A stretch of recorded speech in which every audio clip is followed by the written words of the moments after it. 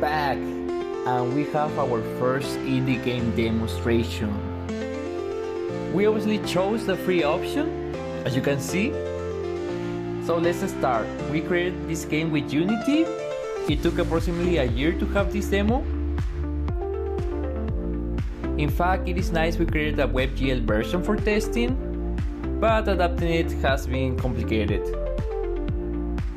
We chose to host the game in Github and itch.io because it is a free game and also because we are poor.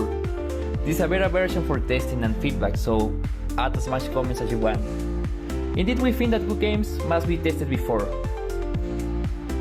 We are currently in the production stage and almost entering the post-production. So in this part, it's important to have the main mechanics of the game.